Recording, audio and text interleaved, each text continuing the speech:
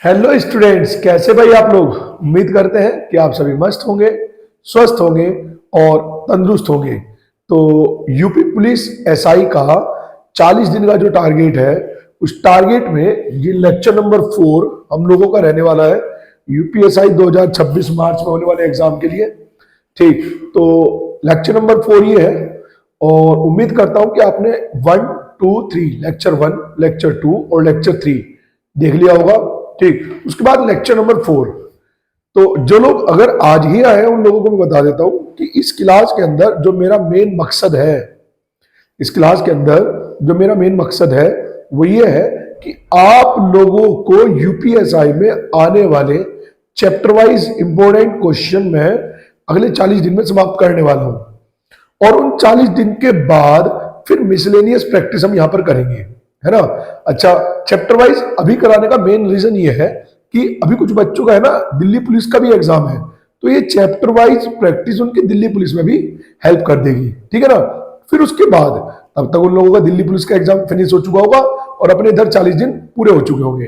ठीक, तो जब 40 दिन में पूरा हो चुका होगा उसके बाद हम मिसलेनियस प्रैक्टिस करेंगे, ठीक है ना। तो यूपीएसआई का चैप्टर चल रहा है रेशो, ठीक, और उसका डे 4 है। ठीक, मार्च 2026 के लिए हम प्रिपेयर कर रहे हैं।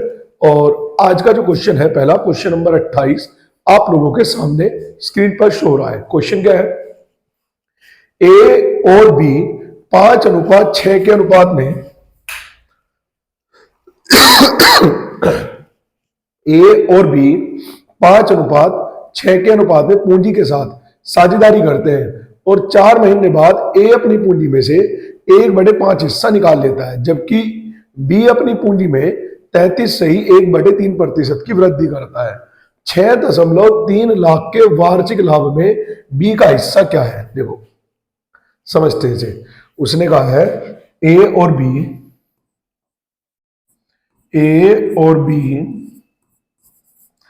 5:6 के अनुपात में पूंजी के साथ साझेदार है।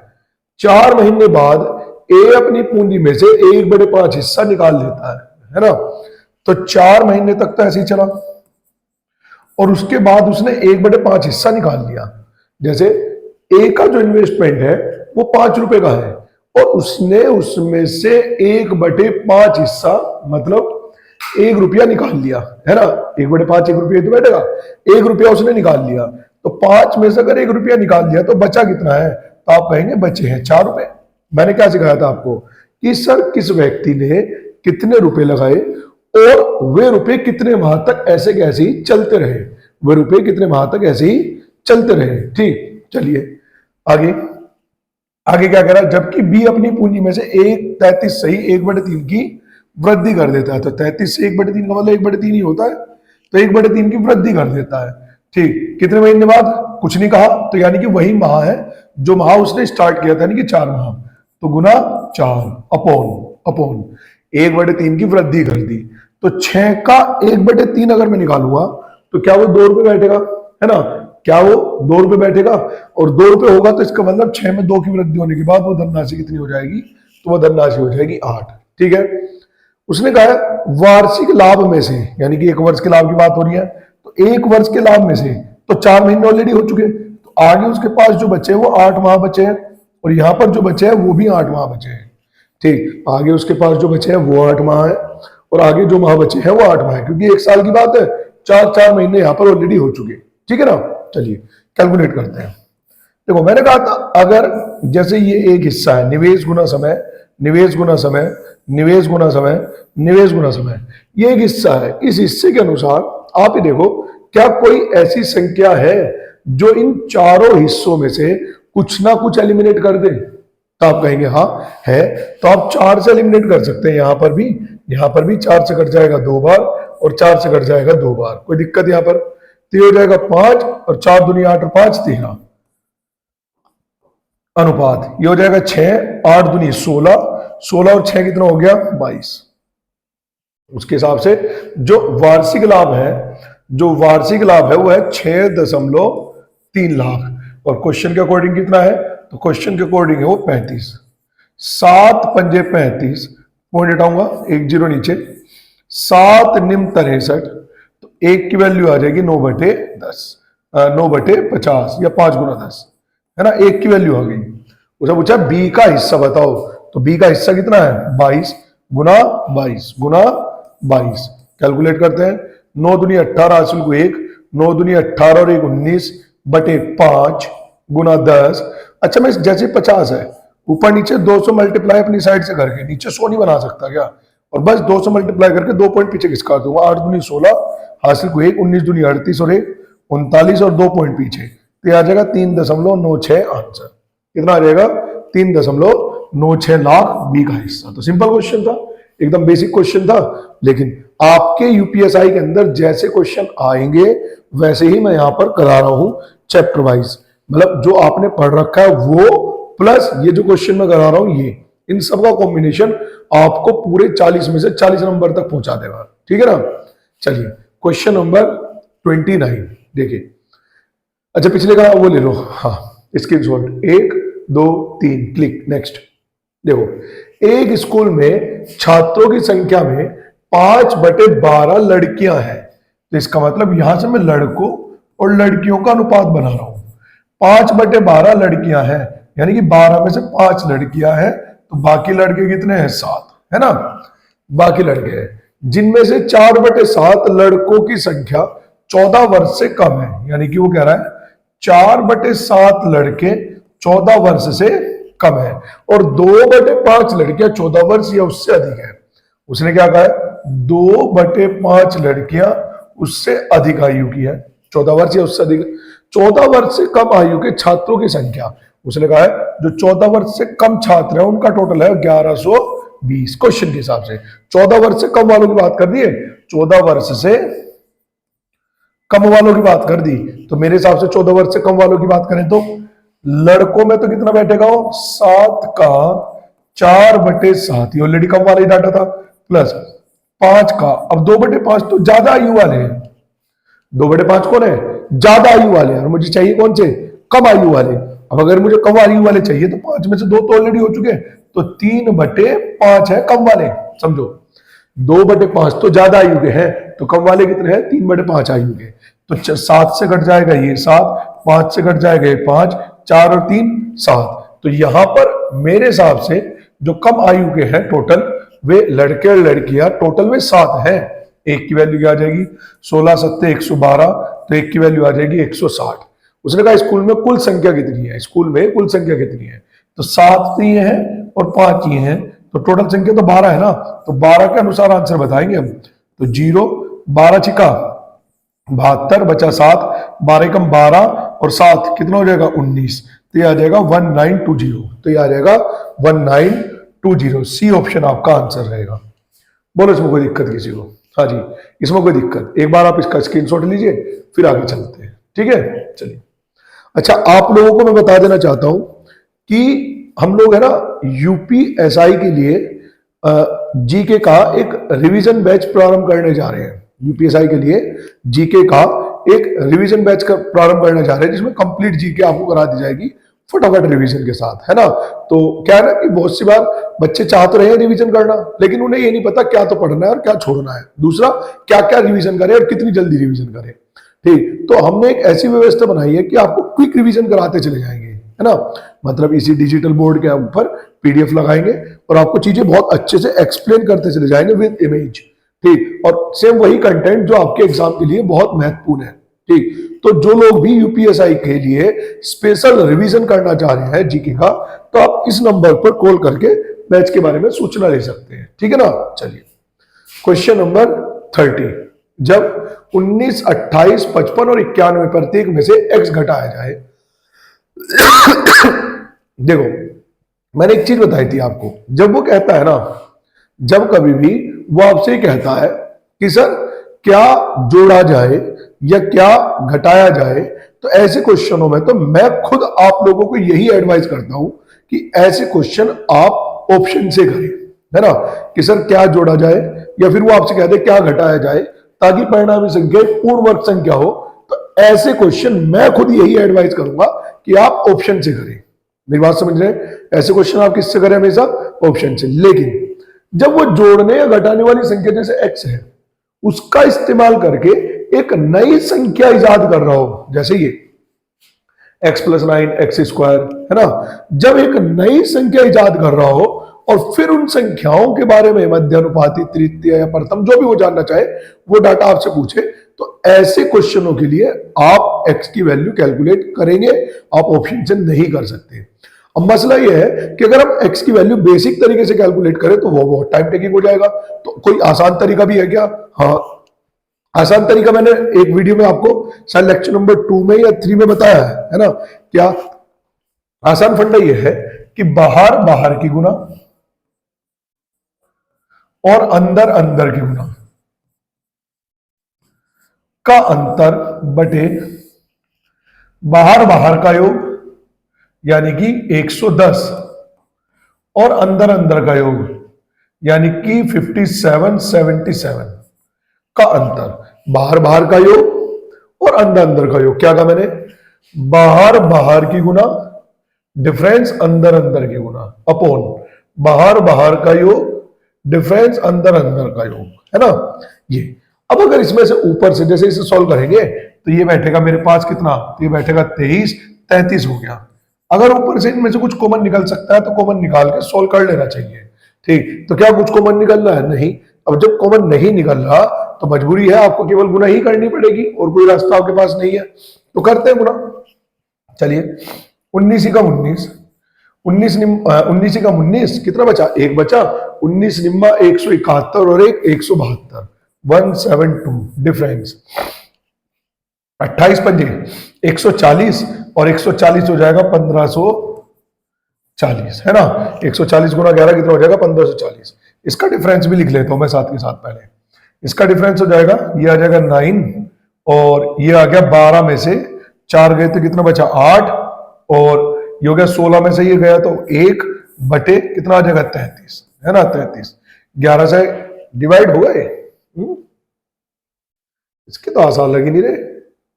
चलो 3 से हो जाएगा, 3 से डिवाइड करेंगे तो 11 टाइम्स और 3 से डिवाइड करेंगे तो 3 छक 18, 3 तिया 9, 63 बटे 11 आ रहा है। कुछ गलत तो नहीं लिख रहा मैं?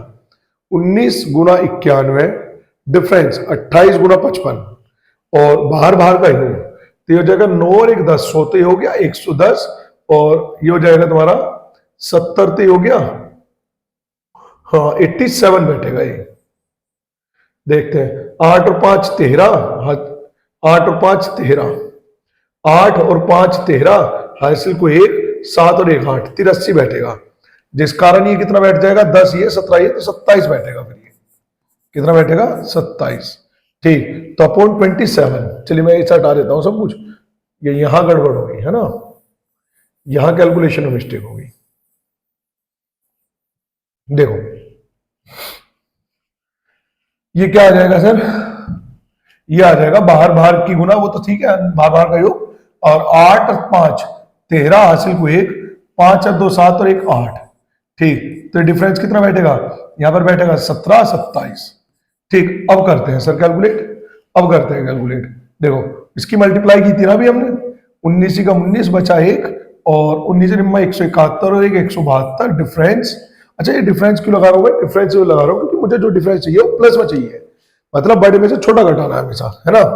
और 28 पंजे 140 तो यह आ जाएगा 1540 अपॉन 27। इसे सॉल्व करेंगे तो कितना बैठेगा? ये बैठेगा 9 और ये हो जाएगा 8, ये हो जाएगा 1 बटे 27, ठीक। और कितनी बार चला दूं इसे? अगर मैं 9 से काट दूंगा तो 3 बार कट जाएगा, 9 से काट दूंगा तो कितनी बार कट जाएगा? 21, 7 बार चल गया। तो फाइनली एक्स की वैल्यू क्या आ गई आपकी? इससे वो संख्या आ जाती है जो जोड़ी या घटाई गई, समझो। इससे कौन सी वैल्यू आ जाएगी? इससे आ जाएगी वो वैल्यू जो या तो जोड़ी गई या फिर घटाई गई, है ना। तो एक्स की वैल्यू आ गई। अब उसने कहा है एक्स का इस्तेमाल करो जी, करते हैं।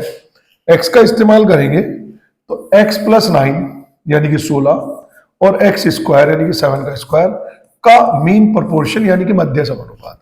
मध्य समानुपात क्या होता है? Root AC। मध्य समानुपात क्या होता है? रूट AC, है ना।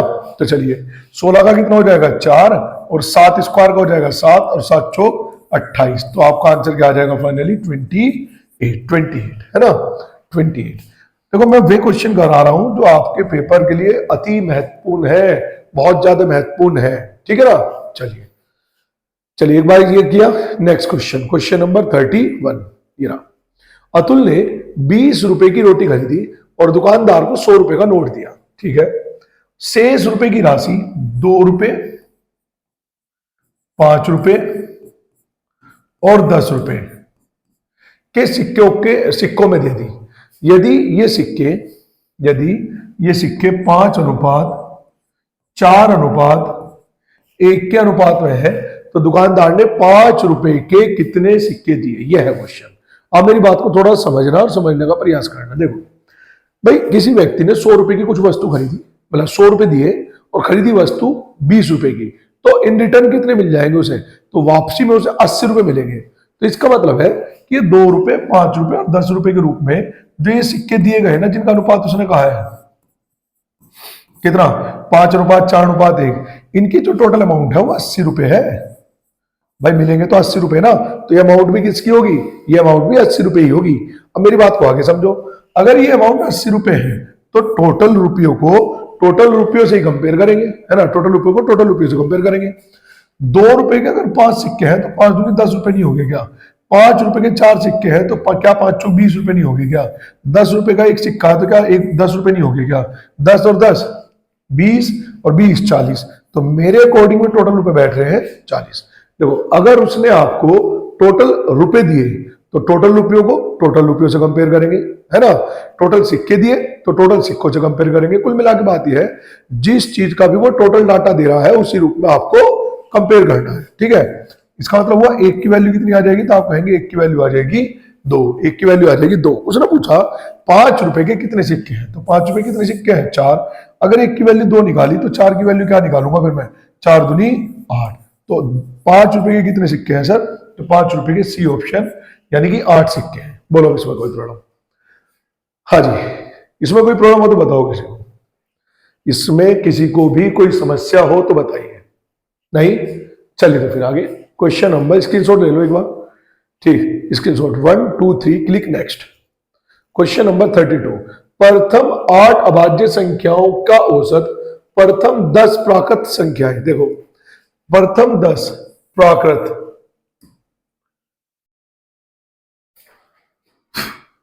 मच्छर भी लिख रहा है बैठ के यहां।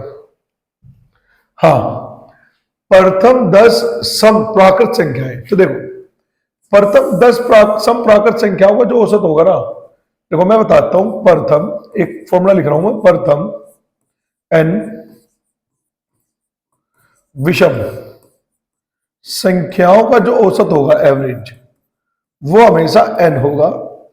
और प्रथम n सम संख्याओं का जो औसत होगा वो हमेशा n+1 होगा। यानी कि प्रथम 10 सम प्राकृत संख्याओं का जो औसत है वो तो 11 है।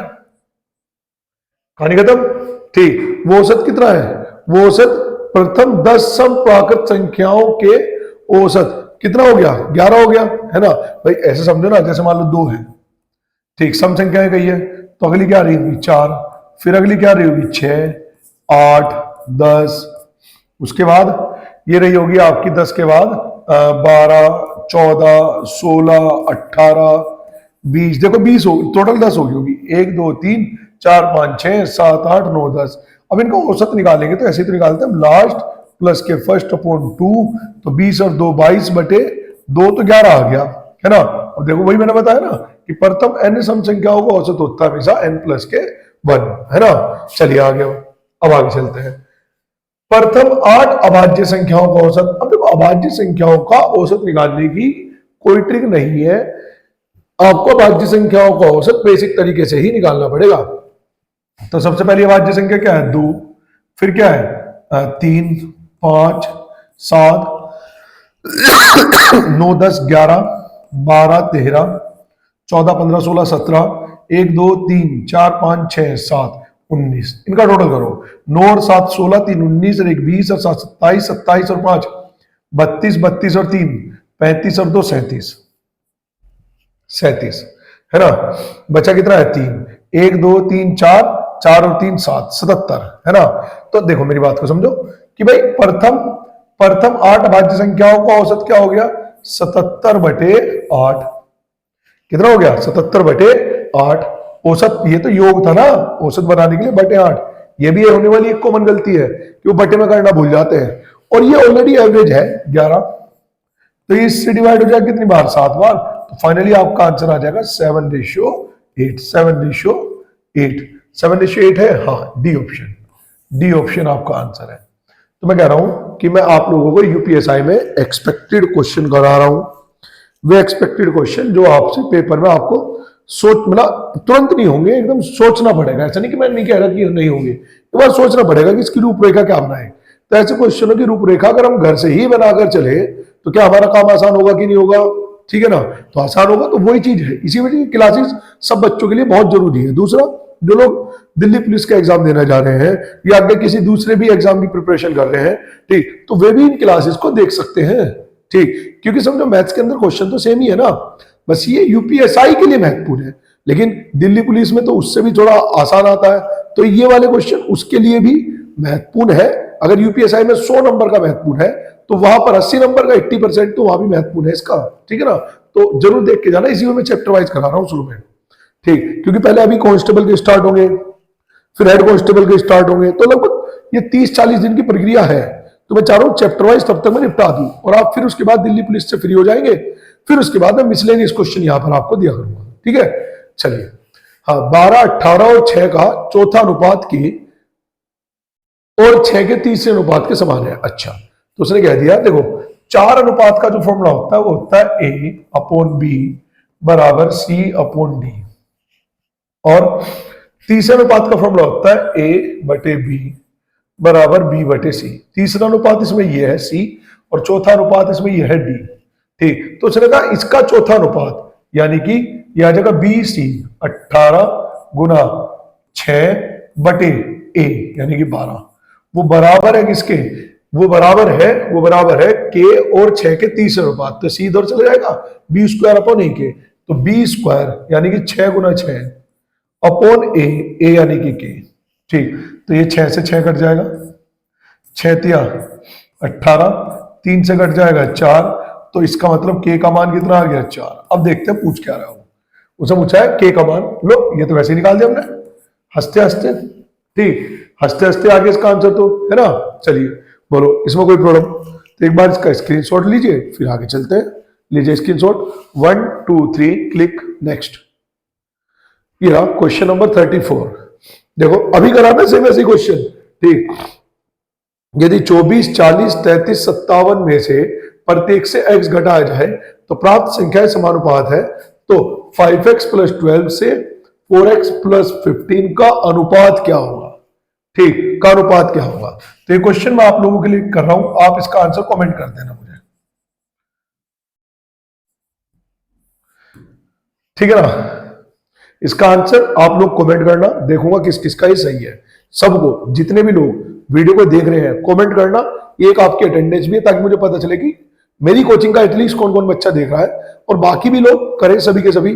ठीक, और अपना आंसर मेंशन करें, है ना। इसमें वही फंडा लगेगा, बार बार की गुना, डिफरेंस अंदर अंदर गुना, अपॉन बार बार का योग, और डिफरेंस अंदर अंदर का योग। इससे मुझे पता चलेगा कि मैं कितना समझा पा रहा हूं आप लोगों को।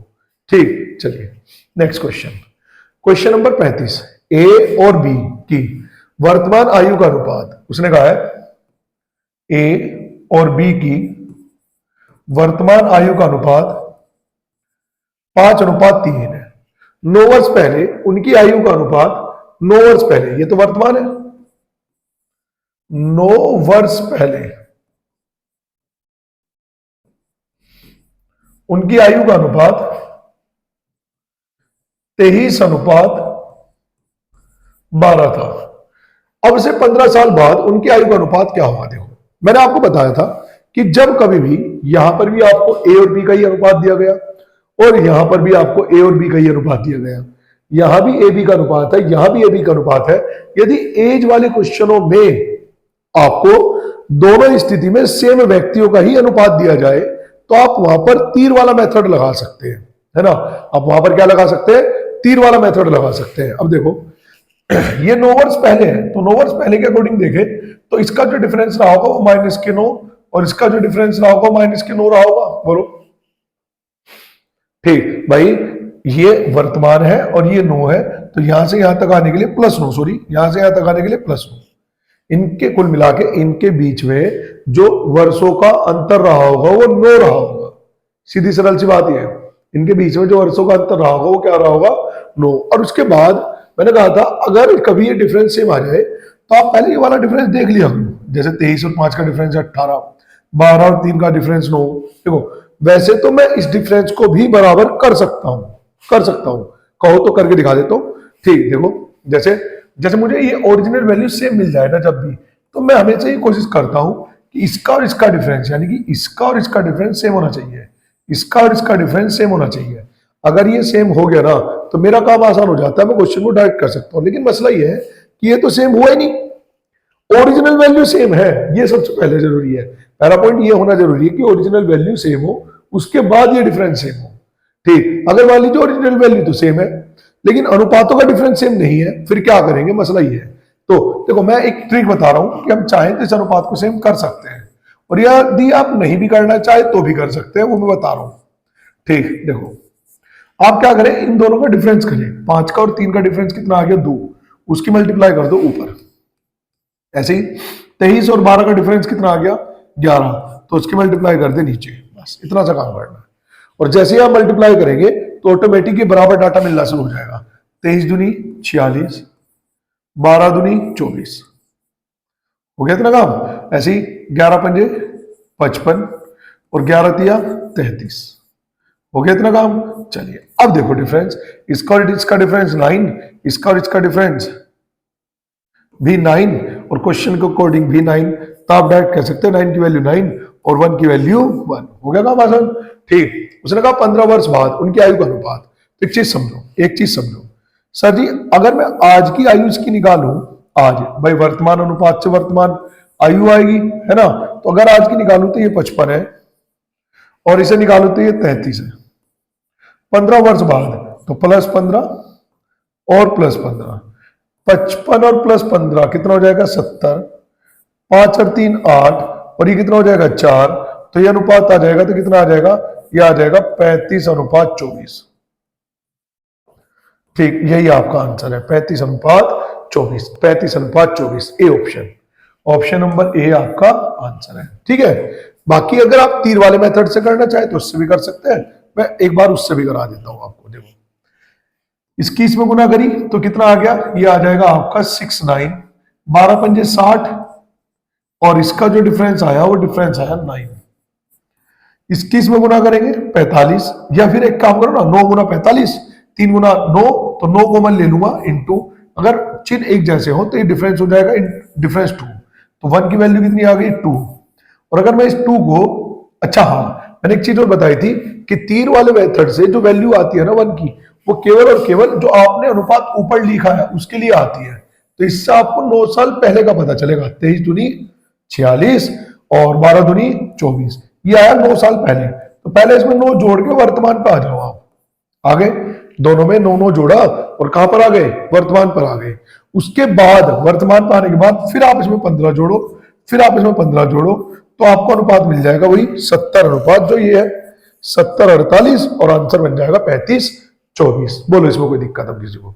हाँ जी, इसमें कोई दिक्कत समस्या हो तो बताओ किसी को भी। एक बार इसका स्क्रीनशॉट लो, फिर अगले क्वेश्चन की ओर मूव करते हैं। ठीक, यहां तक उम्मीद कर रहा हूं कि सब कुछ आपको अच्छे से समझ में आ रहा होगा। ठीक है, चलिए 1 2 3 क्लिक नेक्स्ट। ये रहा, यदि P 3 9 का तीसरा समानुपाती है तो 6 P4 का चौथा समानुपाती क्या होगा? उसने कह दिया जो P है ना वो 3 और 9 का तीसरा समानुपाती है, तो P का मान निकालो पहले। P बराबर हो गया, ये तीसरा समानुपाती है तो ये A है ये B है, तो 3 और 9 का तीसरा समानुपाती है, तो मैं कह दूं B², तीसरा समानुपाती का फॉर्मूला क्या है, B²/A। 3 से कट जाएगा कितनी बार, 3 बार, और 9 3 27 आ गया, सीधी सी बात है P का मान। अब उसने कहा है कि P का वैल्यू तो 27 हो गई है ना, तो 6 27 4 का चौथा अनुपाती यानी कि D पूछ लिया। बोले तो 4 अनुपाती के लिए हम फॉर्मूला लगाते हैं A/B बराबर C/D। तो A की वैल्यू क्या हो गई 6, B की वैल्यू भी निकाली है 27, C की वैल्यू कितनी हो गई 4 और डी की वैल्यू, क्योंकि चौथा समानुपाती पूछा है, वो डी की वैल्यू है। 2 से काटेंगे तो आ जाएगा 2, 2 से काटेंगे तो हो जाएगा 3, 3 से काटेंगे तो हो जाएगा 3 9 27 और डी की वैल्यू हो जाएगी 9 दूनी 18, 9 दूनी 18। That is your answer, that is your answer. बोलो, इसमें कोई प्रॉब्लम किसी को? हाँ जी, इसमें कोई समस्या हो तो बताओ किसी को। तो डी का मान कितना आ जाएगा? डी का मान आ जाएगा 18। डी का आंसर डी आ गया है ना, बिल्कुल। 36 का आंसर क्या आ गया? 18। कोई प्रॉब्लम यहां पर? चलिए फिर आगे, चलिए नेक्स्ट क्वेश्चन देखते हैं। ये अनिज और कुमुद के मासिक वेतन का अनुपात 19:17 है। यदि अनिज नहीं है, अनिल है ना, अनिल, अनिल। यदि अनिल और कुमुद के वेतन में क्रमशः 2000 और 1000 रुपए की वृद्धि करे तो उनके वेतन का अनुपात ये हो जाता है कुमुद का वर्तमान वेतन। तीर वाला मेथड, भाई सीधी सी बात समझो तो बहुत बेसिक हो गया ना। देखो ये क्वेश्चन जब मैं करा रहा हूं ना तो ये बहुत आसान लगेंगे और है भी, है ना। जब मैं आपको ये क्वेश्चन करा रहा हूं तो ये क्वेश्चन बहुत आसान लगेंगे आपको और है भी आसान, भारी नहीं है। लेकिन समस्या पता क्या होती है? यहां मत देखो क्वेश्चन भारी लग रहा है, आसान लग रहा है। मेन समस्या होती है एग्जाम के अंदर। ठीक, मेन समस्या क्या होती है? मेन समस्या होती है एग्जाम के अंदर। एग्जाम के अंदर है ना, हमें यही क्वेश्चन, जो क्वेश्चन यहाँ बहुत आसान लग रहे हैं ना, यही क्वेश्चन एग्जाम में हमारे सिर का दर्द बन जाते हैं। कुल मिला के यही क्वेश्चन में क्वेश्चन है जो एग्जाम में हम लोगों से नहीं हो पाते। क्यों नहीं हो पाते? क्योंकि हम लैंग्वेज की एक्सपेक्टेशन कुछ और करते हैं, वो लैंग्वेज किसी और तरीके से पेश करता है। तो वही खेल यहाँ समझाना है ताकि आप पेपर में ना फंसे। इसको कह रहा हूं, क्लास को, कोई भी क्लास को इसकी मत करना है बिल्कुल भी। ठीक, चलिए। अनिल और कुमुद के मासिक वेतन का अनुपात, उसने कहा है अनिल और कुमुद के मासिक वेतन का अनुपात 19:17 है। यदि अनिल और कुमुद के वेतन क्रम से 2000 रुपए, भाई अनिल का वेतन 2000 रुपए और कुमुद का वेतन 1000 रुपए वृद्धि होती है तो उनके वेतन का अनुपात अब 8:7 हो जाता है। और मैंने क्या कहा है कि जब आपके पास पहले कोई अनुपात हो और उसमें आप कोई वैल्यू जोड़कर एक नया अनुपात बना दें तो वहां पर हम तीर वाला मेथड लगा सकते हैं। ठीक है ना, वहां पर क्या लगा सकते हैं? सर तीर वाला मेथड। देखो 19 सत्ते 133, 17 अट्ठे 80 और 8 सत्ती 56 136, भाई 8 सत्ती 56, 5 8 और 5 13, तो इनका डिफरेंस तो आ गया 3। अब ऐसी गुना इसकी करें आप, 8000 14000, डिफरेंस आ गया 6000। फाइनली 1 की वैल्यू कितनी आ गई? तो आप कहेंगे सर 1 की वैल्यू आ गई 2000। 1 की वैल्यू कितनी आ गई? 2000। उसने कहा कुमुद का वर्तमान वेतन, तो कुमुद का वेतन कितना है? कुमुद का वेतन है 17, तो 17 की वैल्यू कितनी हो जाएगी? 17 दूनी 34, 17 दूनी 34। लेकिन मेरी बात को समझो, उसने कहा है कुमुद का वर्तमान वेतन कितना है। ठीक, तो हमें तो वर्तमान वेतन बताना अब, यानी कि वृद्धि से पहले नहीं, वृद्धि के बाद बताना है। तो वृद्धि के बाद में तो 1000 प्लस कर रखा है ना। ठीक, कुमुद का वेतन 1000 प्लस भी तो कर रखा है। ठीक, तो क्या आ जाएगा उसका आंसर? प्लस 1000 करने के बाद आंसर देना है। यदि वो प्रारंभिक वेतन पूछता तब हम कहते हैं 34,000, लेकिन उसने वर्तमान पूछा, वर्तमान यानी कि परिवर्तन के बाद। ठीक, तो क्या आ जाएगा इसका आंसर? 35,000, और यही क्या आपका आंसर है। बोलो इसमें कोई प्रॉब्लम किसी को? उम्मीद करता हूं कि इसमें कोई प्रॉब्लम नहीं होगी किसी को, है ना। एक बार आप इसका स्क्रीनशॉट लीजिए, फिर आगे चलते हैं। चलिए क्वेश्चन नंबर आ जाएगा 38। 1.2 और 10.8 के बीच औसत अनुपात, औसत अनुपात कह दो या मध्यानुपात कह दो, ठीक, या द्वितीय अनुपात कह दो, बात एक ही है। ये इसी के नाम है बहुत सारे। ठीक, 1.2 और 10.8 के बीच मध्यानुपात का अनुपात, अनुपातिक का अनुपात 1.2 और 1.2 के तीसरे समानुपात के साथ ज्ञात कीजिए। तो इसका मध्यानुपात निकालना पड़ेगा। मध्यानुपात का फॉर्मूला क्या है? √AC, यानी कि 1.2 इंटू 10.8, है ना। और इसका तृतीय अनुपात, तृतीय अनुपात मतलब ये आपका ए का काम करेगा, तृतीय पूछा तो ये बी का करेगा, सी उसने पूछा है, तो सी बराबर होता है b² अपॉन ए, यानी कि 1.2 इंटू 1.2 b² अपॉन ए का मतलब हो गया 0.2। इस पॉइंट से पॉइंट एलिमिनेट हो गया, पॉइंट लगा के एक जीरो और बढ़ा लेता हूं नीचे। ठीक, बस अभी से भी सोल्व कर लेते हैं। इनका अनुपात बताना है मुझे, है ना। तो इस पॉइंट को हटाया, इस पॉइंट को हटाया, तो बटे में कितना आ गया? बटे में आ जाएगा 100। ठीक, तो 12 को मैं लिख सकता हूं कितना? 12 को लिख सकता हूं 4 तिया 12, और इसे लिख सकता हूं 9 गुना 12, और 12 को 4 गुना 3, बोलो 9 8 12 में 108 हो गया ना, तो 9 ये रहा, और 12 को तोड़ के 4 गुना 3 लिख दिया। ठीक, या फिर आप 12 गुना 12 ही रहने देते। ठीक, चलिए तो 4 गुना 3, 4 गुना 3, 12 तो अलग निकल गया, और 9 का अंडर रूट हो गया 3, और 100 का अंडर रूट हो गया 10, अनुपात ये हो जाएगा 12 गुना 12 बटे 2 गुना 10। 10 से 10 कट गया, 12 से 12 कट गया, 3 चौक 12 कट गया, 2 से कट जाएगा 2 बार, तो अनुपात आ जाएगा 1:2, यानी कि बी ऑप्शन आपका आंसर। क्या आ जाएगा आपका आंसर? B option. बोलो इसमें कोई प्रॉब्लम किसी को, है ना? चीजें बहुत आसान है, और मैं चाह रहा हूं कि आप आसान तरीके से ही करें, क्योंकि क्या होता है देखो, क्वेश्चन चाहे आसान हो चाहे भारी हो, अगर आपने उस तरीके के क्वेश्चन पे लंबे समय से प्रैक्टिस नहीं की ना, और एग्जाम में आप बहुत लंबे समय बाद दोबारा से उस क्वेश्चन करने जा रहे हो, तो याद रखना वहां उस क्वेश्चन करने में टाइम लगना ही लगना है। ठीक, तो वो टाइम आपका बचे, तो उसके पेपर के अंदर आने वाले हर टाइप के क्वेश्चन का एक्सपेक्टेड क्वेश्चन मैं यहां करा रहा हूं, ताकि अगर कोई क्वेश्चन ऐसा है जो आपने बहुत लंबे समय से, कोई टाइप ऐसा है जो आपने बहुत लंबे समय से नहीं किया, ठीक, तो वो टाइप आपका एक बार यहां रिवीजन हो जाएगा, फिर जब आप एग्जाम में जाएंगे तो आपका आंसर जल्दी आएगा, है ना?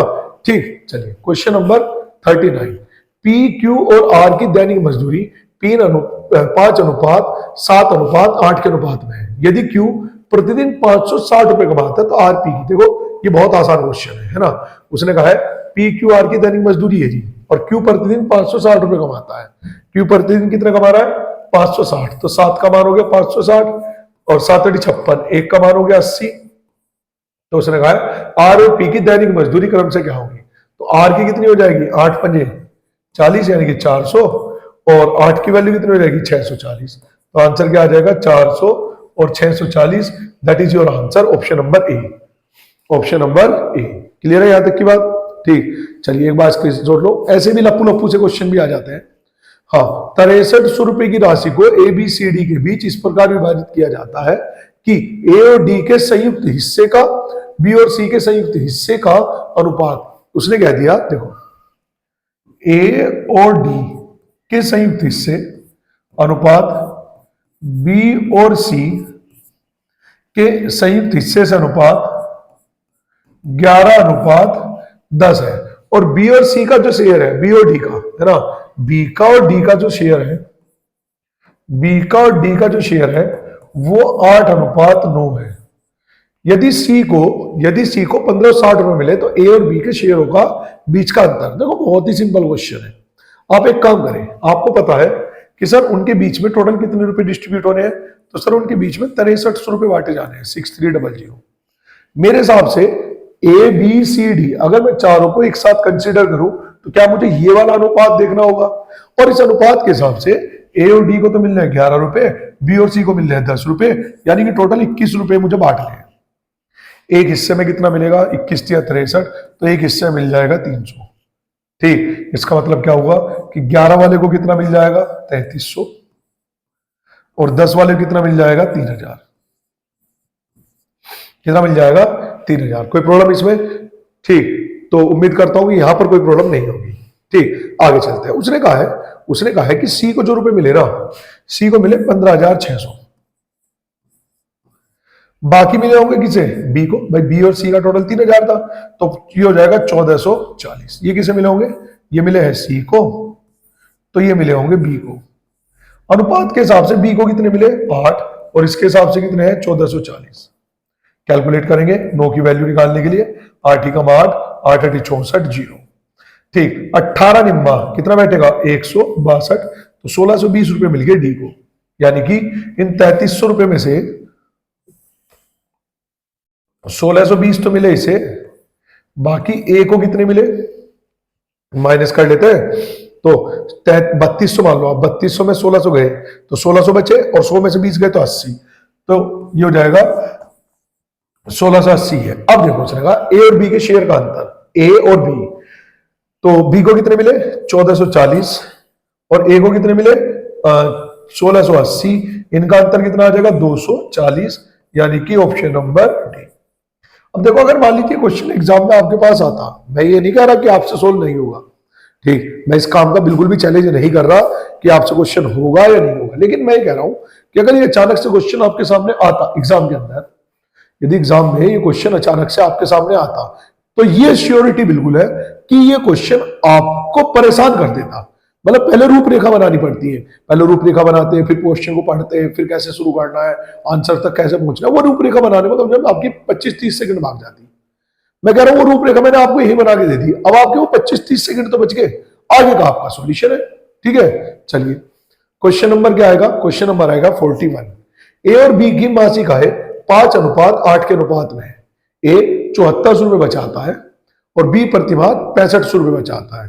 तो ये वही तो हो गया, देखो उसने कहा है भाई उनकी जो आय है, ए और बी की जो आय है वो 5:8 के अनुपात में है। ठीक, और ए की जो बचत है वो 7400 रुपए है बचत, ए की जो बचत है वो 7400 रुपए है, और बी की जो बचत है, बी की जो बचत है वो 6500 रुपए है। बी की बचत 6500 रुपए है। यदि ए और बी का मासिक व्यय, भाई आय में से अगर मैं बचत घटा दूं तो व्यय आ जाएगा, और व्यय का अनुपात कितना है, तो सर व्यय का अनुपात है 1:2।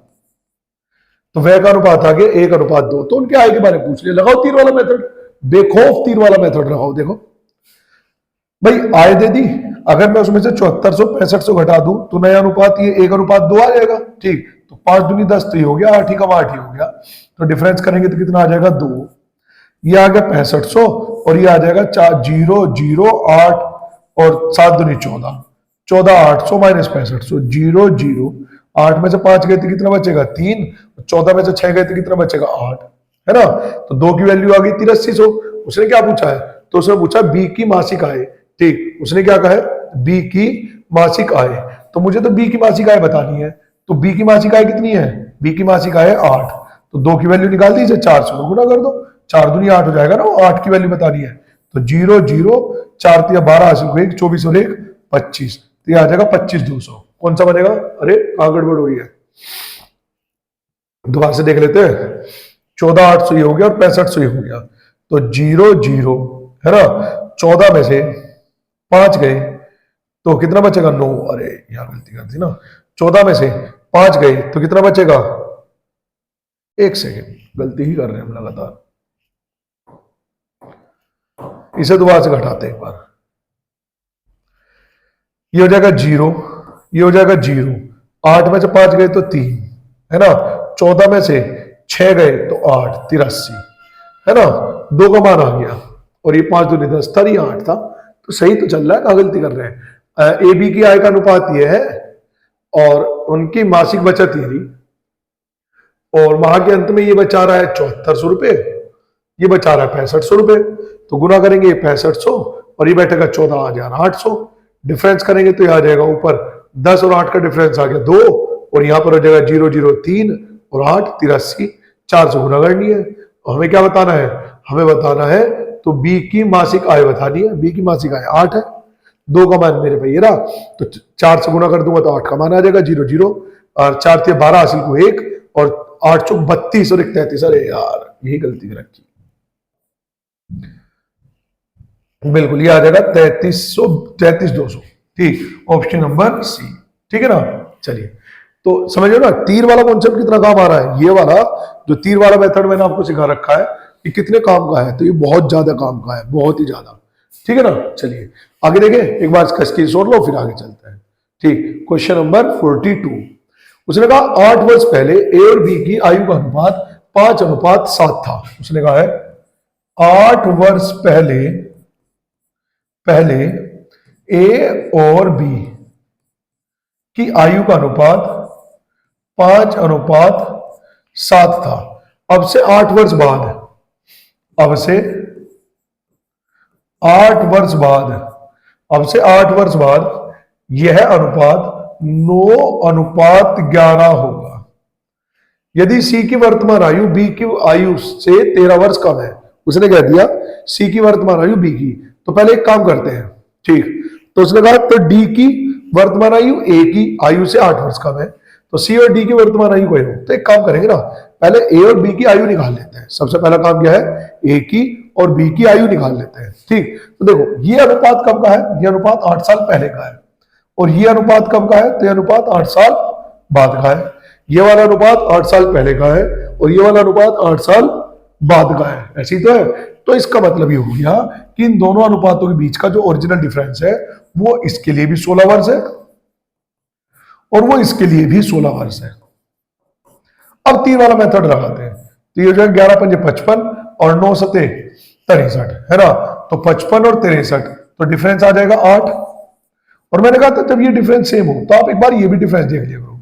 जैसे डिफरेंस कितना, पहले ये देखना चाहिए हमेशा 4 और 4, तो हम ये कर ही नहीं रहे, हम लगा ही नहीं रहे तीर वाला मेथड, है ना। हम यहाँ पर लगा ही नहीं रहे तीर वाला मेथड, हम तो डायरेक्ट कर रहे हैं। फिर जैसे इसका भी डिफरेंस 4, इसका भी डिफरेंस 4, तो कह देंगे 4 की वैल्यू 16, 1 की वैल्यू 4, 1 की वैल्यू 4। अब बताओ एक की आयु कितनी आ गई। देखो हमें ना जब हमने तीर वाला मेथड थोड़ी लगाया, हमने डिफरेंस वाला मेथड लगाया। इस डिफरेंस वाले मेथड से 1 की वैल्यू हम कहीं भी पुट कर सकते हैं, पूरे आजाद है ना, पूरे आजाद है। ठीक, 1 की वैल्यू 4 तो 5 की वैल्यू 5 चौक 20, 1 की वैल्यू 4 तो 7 की वैल्यू 7 चौक 28। कोई प्रॉब्लम इसमें? ठीक, अब देखो उसने क्या कहा है, ये अनुपात 8 साल पहले का था, तो इससे जो आयु आई होगी वो भी 8 साल पहले की आयु होगी। तो वर्तमान के लिए इस पे भी 8 प्लस कर दो और वर्तमान के लिए इस पे भी 8 प्लस कर दो, तो 20 और 8 28 और 28 और 8 36, है ना। वर्ष वर्तमान में, वर्ष वर्तमान में, ठीक है, इसमें कोई प्रॉब्लम नहीं होनी चाहिए।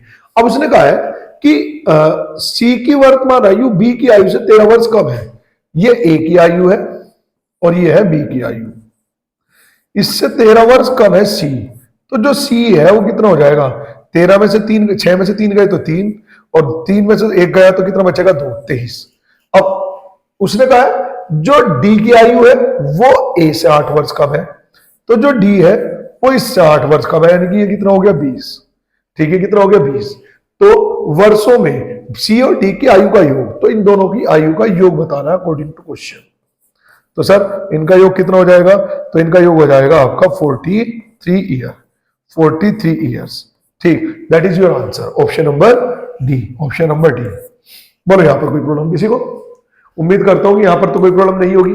ठीक, चलिए क्वेश्चन नंबर 43, ए बी और सी तीनों 10,500 रुपए की राशि को आपस में क्रम से इस अनुपात में विभाजित करते हैं, प्रत्येक को 500 रुपए और अधिक मिलते हैं, तो ए बी सी के राशियों का अनुपात क्या होगा। देखो क्वेश्चन को उल्टा कर दो, तो हमें ना 500 रुपए की बात करी, तो आप एक काम करो 10,500 टोटल है, तो अनुपात के हिसाब से 9 और 5 14 और 7 21 की वैल्यू है। ठीक, किसकी वैल्यू है 21 की। आप कैलकुलेट करो, चलो आपको है ना, मैं चलो आपके तरीके से समझा रहा हूं। फिर देखो मैं चाह रहा हूं कि इसे कैलकुलेट ना करें, वैसे ही ऊपर ऊपर उड़ा दें क्वेश्चन को, तो उड़ा सकते हैं हमेशा। देखो 21 उसके हिसाब से टोटल 21 है और मेरे हिसाब से टोटल 10,500 है। एक की वैल्यू निकालूंगा तो 21 पंजे 105 500, यानी कि 500 रुपए का मतलब है अनुपात में 1, या अनुपात 1 का मतलब है 500 रुपए। आप ऐसा समझो, एक अनुपात का मतलब है 500 रुपए, या फिर 500 रुपए का मतलब है एक अनुपात, है ना, या फिर 500 रुपए का मतलब है एक अनुपात। अब जरा एक चीज समझो ना, उसने कहा हर किसी में 500 रुपए जोड़ दिए और 500 रुपए का मतलब एक अनुपात है, तो आप इनमें एक एक अनुपात बढ़ा दो ना, तो ये हो जाएगा 6, ये हो जाएगा 8 और ये आ जाएगा 10, और 2 से घट के सरल कर दे से, तो कितना आ जाएगा 3 अनुपात 4 अनुपात 5। That is your answer. तो आप ऐसे भी कर सकते हैं क्वेश्चन को, पूरी वैल्यू निकालने की जरूरत नहीं है, पूरी वैल्यू निकालने की जरूरत नहीं है आपको, है ना। आपसे कहे भाई ये वैल्यू जोड़ दो, तो आप ये देख लो पहले अनुपात के हिसाब से एक अनुपात का मान कितना है, तो उतने रुपए मतलब एक अनुपात, कितने रुपए जोड़ने 500, तो सब में एक अनुपात ऐड कर दो, उसके बाद सोल्व कर दो। ठीक है ना, चलिए स्क्रीनशॉट लो, फिर अगले क्वेश्चन में चलते हैं। क्वेश्चन नंबर 44, देखो ए बी सी के बीच 5 अनुपात 6 के 5 6 7 के अनुपात में एक राशि का वितरित की जाती है। यदि बी ने अपने हिस्से से सी को 400 रुपए दिए, तो ए बी सी के शेयरों का अनुपात 2 3 4 हो जाता है। शुरू में ए बी सी के शेयर का योग क्या था, कितना था, तो देखो उसने कहा है ए अनुपात बी अनुपात सी बराबर 5 अनुपात 6 अनुपात 7 है। ठीक, बी ने अपने हिस्से से सी को, बी ने अपने पास से सी को 400 रुपए दिए, यानी कि बी के पास से 400 रुपए माइनस और सी के पास 400 रुपए प्लस, सी के पास 400 रुपए प्लस। तो अब यह अनुपात हो जाता है 2 अनुपात 3 अनुपात 4, 2 अनुपात 3 अनुपात 4। एक चीज समझो आप, अगर मैं थोड़ा सा लॉजिक आपको ये कहूं, भाई ए ने ना तो रुपया दिया ना रुपया लिया, समझो मेरी बात, ए ने ना तो रुपया लिया ना रुपया दिया, तो उसका अनुपात बदलना नहीं चाहिए था। तो मैं सबसे पहले काम कर रहा हूं कि इस अनुपात को क्या कर लेता हूं, सेम कर लेता हूं ए वाले के लिए। इसका मतलब हुआ इस 2 के ऊपर गुना कर दूंगा, इस 5 के नीचे गुना कर दूंगा, तो कितना आ जाएगा ये आ जाएगा मल्टीप्लाई करने के बाद 5 दूनी 10 और 5 6 दूनी 12 7 दूनी 14 और ये हो जाएगा 5 दूनी 10 5 तिया 15 5 24। हो गया तेरा काम। अब आप क्वेश्चन में देखो, अब आप क्वेश्चन में देखो देखो अब आप है ना, इसमें तो जोड़ा है हमने, इसमें तो घटाया 500, आप है समझे, आपने इसमें तो घटाया है 400 और इसमें जोड़ा है 400, तो आप इन दोनों पर, केवल इन दोनों पर तीर वाला मेथड लगा दो। इन दोनों पर इसका डिफरेंस देखो कितना बैठ रहा है, इसका डिफरेंस बैठ रहा है 3, इसका डिफरेंस कितना बैठ रहा है, तो इसका डिफरेंस बैठ रहा है 6। लेकिन ऐसा होना नहीं चाहिए था क्योंकि एक वैल्यू जुड़ रही है एक घट रही है। तीर वाला मेथड लगाएंगे, 12 दूनी 24 तो 240 तो ये हो गया, और 15 गुना 14, 15 चौका 60, बचा कितना है 6, और 15 कम 15 और 6 कितना हो जाएगा 21, 210। तो इसका डिफरेंस कितना आ गया, तो इसका डिफरेंस आ गया 30। यहां पर हो जाएगा 400 गुना, क्योंकि 15 गुना 400, 20 गुना 400, 400 को मिल लिया। अब अगर इनके चिन्ह अलग अलग है तो हमें जोड़ना होगा, तो गुना 35 है ना। चलिए 0 से कट जाएगा 0, 1 की वैल्यू कितनी आ जाएगी, 1 की वैल्यू आ जाएगी 40 गुना 35 बटे 3, 40 गुना 35 बटे 3। ठीक, अब वो क्या कह रहा है, ए और सी के शेयरों का योग आरंभ में, तो ए का शेयर कितना है 40 और सी का शेयर कितना है 14, तो अपने को जो वैल्यू बतानी है वो 24 की बतानी है। 3 से कट जाएगा कितनी बार, 8 बार, और गुना कर रहे हैं 0 और 35 70 280, 280 गुना 4 मल्टीप्लाई करेंगे तो 0 0 56 112, तो 11,200, 11,200 बिल्कुल डी ऑप्शन आपका आंसर रहेगा। ठीक है, बताओ यहां तक की बात समझ में आई या नहीं आई। तो उम्मीद कर रहा हूं कि यहां तक की सब बात क्लियर हुई होगी। ठीक, चलिए एक बार स्क्रीनशॉट लीजिए फिर आगे देखते हैं। इन क्वेश्चनों को रिवाइज कर लेना, मैं बार बार कह रहा हूं, अगर ये क्वेश्चन गारंटी है आपके पेपर में आ जाता ना तो आपकी रूह गवा देता है। ठीक है ना। चलिए, एक चुनाव में 2 उम्मीदवार के लिए डाले गए मत वोट 4:9 के अनुपात में थे। यदि सफल उम्मीदवार को इतने वोट मिले तो डाले गए कुल वोट। ये इससे आसान क्वेश्चन हो नहीं सकता। ठीक, तो ये क्वेश्चन आप अपने आप करना और कमेंट करना मुझे इसका आंसर। ठीक है ना, बस यहीं तक रखते हैं आज की क्लास। ठीक है, आई होप कि आप जिस एक्सपेक्टेशन से क्लास को देख रहे हैं उसका कुछ परसेंट तो मैं शायद पूरा कर पा रहा होगा। वैसे तो कोशिश है कि उसका 100% पूरा कर पाऊं। बाकी आपका क्लास के प्रति क्या फीडबैक है वो आप जरूर क्लास के लास्ट में लिख दिया करें कमेंट के माध्यम से। 2 क्वेश्चन आपको दिए गए, इन दोनों क्वेश्चनों को आप क्या करें, इन दोनों क्वेश्चनों के आप आंसर कमेंट करेंगे जरूर। ठीक, दूसरी बात, अगर आप वीडियो को यहां तक देख रहे हैं और आपको वीडियो अच्छी लगी है तो आप वीडियो को लाइक जरूर कर देना, और चैनल पर नए आए हो तो सब्सक्राइब जरूर कर देना। और अगर पॉसिबल हो पाए तो इस वीडियो को आप अपने व्हाट्सएप स्टेटस पर लगाओगे तो और भी लोग मेरे से कनेक्ट होंगे। दूसरी बात, मैं आप लोगों को एक चीज और बता देना चाहता हूं कि मेरा इवनिंग में एक बैच चलता है 7:30 बजे। ठीक है ना, उसके बारे में कुछ बात जानकारी देनी है। एक ऑफर स्टार्ट किया मैंने उसमें। ठीक, 7:30 बजे। ठीक, जब मेरे अभी हाल फिलहाल में जो भी सब्सक्राइबर है, मुझे जानकारी नहीं है, जब मेरे सब्सक्राइबर 1K या फिर बोलूं तो 1000 है ना, जब मेरे सब्सक्राइबर 1000 हो जाएंगे इस चैनल पर, तो शाम को जो मेरा बैच चलता है ना, उसका मैं वो बैच एप्लीकेशन पे भी अवेलेबल है। जैसे यहां पर केवल लाइव होता है और लाइव के बाद वो बैच हट जाता है वहां से। ठीक, उसके बाद बच्चे देख नहीं सकते, बट वही सब क्लासेस में अवेलेबल करा देता हूं साथ के साथ एप्लीकेशन पर। अभी हाल फिलहाल में एप्लीकेशन पर वही कोर्स 1000 रुपए का है। कितने का है, 1000 प्लस कुछ 5-7 रुपए हैंडलिंग चार्ज है उसमें। ठीक है ना, 1000 रुपए का है। लेकिन जिस दिन भी 1000 सब्सक्राइबर हो जाएंगे उसी दिन वो कोर्स, उस दिन से 48 घंटे के लिए वो कोर्स मात्र 300 रुपए का रह जाएगा। कितने का रह जाएगा, मात्र 300 रुपए का, मात्र 300 रुपए का। ठीक, उसी दिन से वो कोर्स मात्र 300 रुपए रह जाएगा। ठीक, 48 घंटे के लिए। तो अगर आप इन वीडियो को अपने स्टेटस पर लगाएंगे तो जो लोग आपसे कनेक्टेड है वो भी देखेंगे, कहीं ना कहीं वो भी ज्वाइन करेंगे, तो जल्दी से जल्दी 1K होंगे और जल्दी से जल्दी वो शाम वाली क्लास मात्र 300 रुपए में आपको कंप्लीट एप्टीट्यूड मिल जाएगा। कंप्लीट सारे एग्जाम का, बैंक हो, SSC हो, GD हो, दिल्ली पुलिस हो, यूपी पुलिस हो, UPSI हो, कोई भी एग्जाम हो, अगर उसमें एप्टीट्यूड आ रहा है तो उससे बाहर कोई क्वेश्चन नहीं आना कभी भी, गारंटी है इस बात की। ठीक है ना। चलिए, तो बस उम्मीद करूंगा कि आपको जो कहा गया आप वे काम करेंगे। ठीक, और आपकी एक्सपेक्टेशन पूरी करने के लिए मैं क्वेश्चन करा ही रहा हूं। चलिए, तो मिलते हैं नेक्स्ट क्लास लेक्चर नंबर 5 में। तब तक के लिए tata bye bye, take care, good night. Good night नहीं भाई, गुड नाइट नहीं, बस बाय बाय, गुड मॉर्निंग हो रही है अभी तो।